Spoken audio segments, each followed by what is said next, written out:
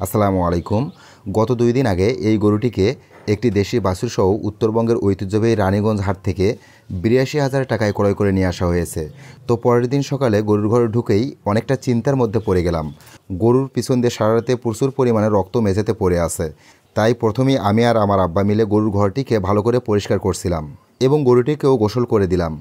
গরুর ঘর এবং গরুকে জীবাণুমুক্ত করতে পটাশের পানি দিয়ে ভালো করে ধুয়ে দিলাম। এরপর চিকিৎসা দিলাম।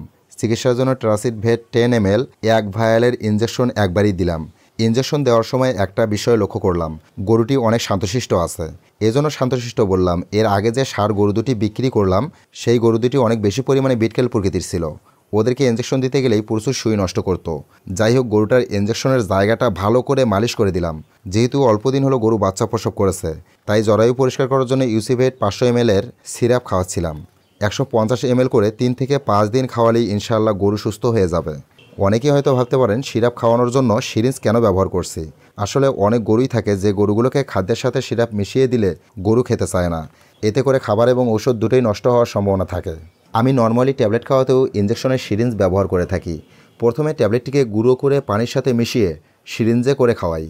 তবে সঠিক পদ্ধতি হচ্ছে ট্যাবলেটটিকে আখের গুড়ের সাথে মিশিয়ে খাওয়ানো। সিরিঞ্জ ব্যবহার করে গরুকে ট্যাবলেট বা সিরাপ খাওয়ানোর ক্ষেত্রে বিশেষ সতর্কতা অবলম্বন করতে হবে। খেয়াল করতে হবে যাতে করে গরুর তালুতে পানি প্রবেশ না করে, কারণ কোনোভাবে যদি গরুর তালুতে পানি প্রবেশ করে সেই গরুকে নিয়েও অনেক ঝামেলায় পড়তে হতে পারে। তাই আমার মতো কেউ গরুকে তরল কিছু খাওয়াতে যদি সিরিঞ্জ বা বাঁশের চোং ব্যবহার করেন তাহলে সেটা অবশ্যই নিজ দায়িত্বে ব্যবহার করবেন। কারণ আমি আপনাকে আমার মতো করে খাওয়াতে পরামর্শ দিচ্ছি না, আমি নিজে যেভাবে চিকিৎসা প্রদান করে থাকি সেটি শুধু আপনাদের সামনে শেয়ার করলাম। আলহামদুলিল্লাহ, এভাবে চিকিৎসা দিয়েই আমার গরুটি একদিনের মধ্যেই পুরোপুরি সুস্থ হয়েছে। অনেকেই মনে করে গাভী গরুকে ইঞ্জেকশন দিলে দুধ কমে যায়। আসলে সব ধরনের ইঞ্জেকশনে যে দুধ কমে যায় এমনটা নয়। তবে চিকিৎসা দেওয়ার ক্ষেত্রে চিকিৎসককে অবশ্যই ভালো করে জেনে বুঝে চিকিৎসা দিতে হবে। ভালো থাকবেন, আমার এবং আমার গরুগুলির জন্য দোয়া করবেন। আসসালামু আলাইকুম।